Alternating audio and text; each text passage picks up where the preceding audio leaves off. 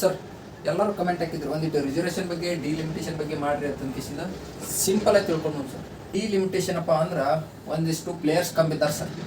ಆ ಪ್ಲೇಯರ್ಸ್ನ add ಮಾಡ್ಕೊಳ್ಳೋದೇ delimitation. ಅವರಿಗೆ ಜಗಳ ಮಾಡೋಕೆ ಎಷ್ಟು ಮಂದಿ ಸಾಲವಲ್ರು ಪಾರ್ಲಿಮೆಂಟ್ ಒಳಗೆ, ಇನ್ನೊಂದಿಷ್ಟು ಮಂದಿನ ಕರ್ಕೊಂಬಂದು ಇನ್ನೂ ಜಗಳ ದೊಡ್ಡ ಮಾಡ್ಬೇಕು ಅನ್ನೋದು ಅವ್ರ ಪ್ಲ್ಯಾನ್ ಐತೆ ಸರ್. ದೊಡ್ಡ ಪ್ರಮಾಣ ಒಳಗೆ ಜಗಳ ಮಾಡ್ಬೇಕು ಅನ್ನೋದು ಇವ್ರ ಪ್ಲ್ಯಾನ್ ಐತೆ ಗೊತ್ತಿಲ್ಲ.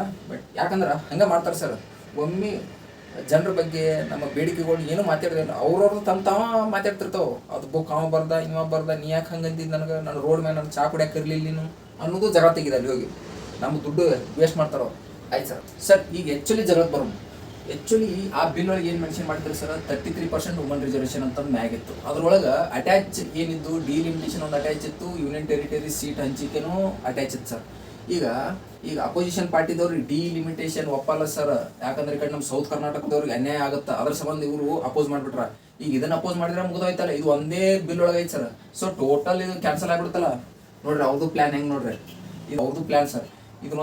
ಇದೊಂದು ಬಿಲ್ ಬೇರೆ, ಇದೊಂದು ಬಿಲ್ ಬೇರೆ, ಇದೊಂದು ಬಿಲ್ ಬೇರೆ, ಮೂರು ಸಪ್ರೇಟ್ ಇದ್ದು ಅಂದ್ರೆ ಅವ್ರು ವೋಟ್ ಹಾಕ್ತಿದ್ರು. ಅತ್ತಂತ ಕಿಶನ್ ಅವ್ರು ಕಾಂಗ್ರೆಸ್ದವ್ರು ಅನ್ನತ್ತಾರೆ ಸರ್, ಅಪೋಸಿಷನ್ ಪಾರ್ಟಿದವ್ರು. ನೆಕ್ಸ್ಟ್ 1971 ಅವಾಗ ಡಿಲಿಮಿಟೇಷನ್ ಮಾಡಿದ್ರು. ಎಷ್ಟು 543 ಸೀಟ್ ಇನ್ಕ್ರೀಸ್ ಮಾಡಿದ್ರು. ಹೊಳ್ಳಿ ಇನ್ಕ್ರೀಸೇ ಮಾಡಿಲ್ಲ ಸರ್. ಯಾರು ಅಷ್ಟು ಧೈರ್ಯನ ತೋರಿಸಲಿಲ್ಲ. ಯಾಕಂದ್ರೆ ಪ್ರಾಬ್ಲಮ್ ಬಂತು.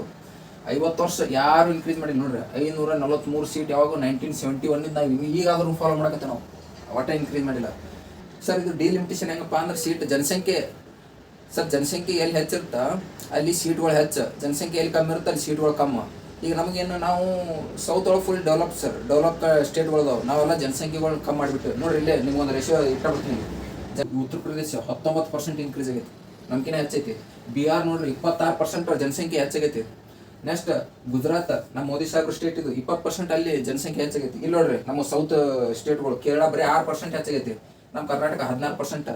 ನಮ್ಮಲ್ಲಿ MP ಸೀಟ್ಗಳು ಕಮ್ಮಿ ಆಗಿಬಿಡ್ತಾವೆ. ನಮ್ಮಲ್ಲಿ ಸೀಟ್ಗಳು ಕಮ್ಮಿ ಆದಪ್ಪ ಅಂದ್ರೆ ಅಲ್ಲಿ ಯಾರು ಕೇಳೋರು ಹೇಳೋರು ಯಾರು ಇರೋದಿಲ್ಲ ಅಂತ ಕಿಶನ್ ಇವ್ರು ಯಾರು ಅಪೋಸಿಷನ್ ಪಾರ್ಟಿದವ್ರು.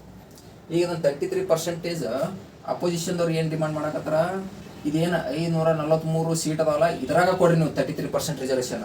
ಈಗೇನು ಹೊಸ ಸೀಟ್ ಇದು ಮಾಡಕತ್ತಿರಲ್ಲ ಇದ್ರಾಗ ಕೊಡಬೇಡ್ರಿ ಅಂತಂದು ಅವರು. ಬಟ್ ನಮ್ಮ ರೂಲಿಂಗ್ ಪಾರ್ಟಿ ಏನು ನಮ್ಮ ಸೆಂಟ್ರಲ್ ಗೌರ್ಮೆಂಟ್ ಐತಲ್ಲ, ಇಲ್ಲ ನಾವು 33% ಈ ಹೊಸ ಸೀಟ್ ಡಿಲಿಮಿಟೇಷನ್ ಮಾಡಿ ಹೊಸದಾಗಿ ಏನು ಬಂದಿರ್ತಾವಲ್ಲ 850 ಸೀಟ್ ಅಂದ್ರೇನು 703 ಎಕ್ಸ್ಟ್ರಾ MP ಆ್ಯಡ್ ಆಗ್ತಾರೆ ಸರ್. ಇದ್ರೊಳಗೆ 280 ಸೀಟ್ ಇಲ್ಲೇ ಕೊಟ್ಬಿಡ್ತೀವಿ ನಾವು. ಹೆಸರಿಗಷ್ಟೇ ವುಮನ್ ರಿಸರ್ವೇಷನ್ ಆಗ್ತಾರೆ. ಆ್ಯಕ್ಚುಲಿ ಇಲ್ಲ ಅಂತ ನನಗೆ ಅನಿಸುತ್ತೆ. ಇಲ್ಲೇ ನೋಡ್ರಿ 151 ಮಂದಿ ಈ ಸಬ್ ಸಿಟ್ಟಿಂಗ್ MLA MPಗಳಿಗೆ ಕ್ರಿಮಿನಲ್ ಕೇಸಸ್ ಅದ ಸರ್ ಅಗೇನ್ಸ್ಟ್ ವುಮನ್ಸ್. ಇವ್ರನ್ನೆಲ್ಲ ತೆಗೆದು ಕೊಡ್ಬೇಕಾಗಿತ್ತು. ಇವ್ರನ್ನ ಮೊದಲು ಟಿಕೆಟ್ ಕೊಡಬಾರ್ದಾಗಿತ್ತು, ಇವ್ರನ್ನ ಕರ್ಕೊಬಾರ್ದಾಗಿತ್ತು. ಅಂದ್ರೆ ಇವ್ರು ಕರ್ಕೊಂಡ ಈಗ ಏನು ರೇಪ್ ಆಗುತ್ತಲ್ಲ ಡೈರೆಕ್ಟ್ ಡೆತ್ ಸೆಂಟೆನ್ಸ್ ಕೊಡಬೇಕು. ಅದೊಂದು ಬಿಲ್ ತೊಂಬರಲಿಲ್ಲ. ಇಂಥವೆಲ್ಲ ದೊಡ್ಡ ದೊಡ್ಡ ಬಿಲ್ ತೊಂಬರತ್ತಾರೆ, ಇಂಥದ್ದೊಂದು ತೊಂಬರಲಿಲ್ಲ. ಮೇನ್ ಇದಾಗಬೇಕು.